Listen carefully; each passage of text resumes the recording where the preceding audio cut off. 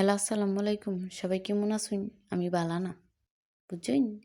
আমার আজ যা বড়ির আচার খাইতে মন চাইতেছে। এই বড়িটি মনে করেন বাউন বেড়ে টানা ইসলাম আনাইয়া লাজ্জার দিন হইছে, থয়া লাগছি। অনি ডিরে কাল্লা ভিজাইয়া পরে মনে করেন ইচ্ছা মতো ফুলাইছি, ফুলাইয়া এই সকালবেলা মনে করেন মাড়ির পাও লইছি আয়া এডিরে জাল দিয়া ইচ্ছা মতে মনে করেন হিজাইছি, হিজাই মনে করেন করে মরা বেড়ারে যাতা করছি। এমন হয়েছে দেখুন ফুললে কি মুড়া ওয়াড়া হইছে।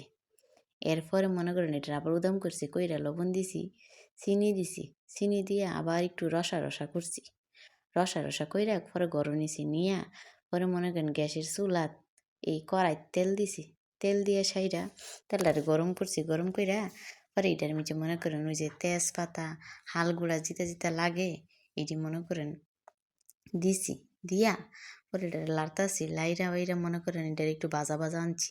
পরে এটা আমি যে গোয়ামুড়ি দিছি, কারণ গোয়ামুড়ি না দিলে আবার আচারও গেরানো না, বুঝুন না? এটা হচ্ছে আমরা বাউন বেড়ার আচার। আর আমি মনে করেন হইছে মানুষের ডাইলও বাগার দিয়ে আমি আচারও বাগার দিই, আমি বাগার ছাড়া আবার আচার হাইতারি না। বাগারুলা আচার যেই মজা গো, আপনারা যদি একবার হাইন মনে করেন আত লিয়া লাইবেন, আপনারা একবার উদা বানাই দিকেন, হাইতে যে কিমন মজা, অনেক মজা। এটা হচ্ছে আমরা বাউন বেড়ার আচার, বিখ্যাত আচার। যারার মন চা হেরা এই আচারটা দিকা বানাইতে পারি। আচারটার অনেক গেরান।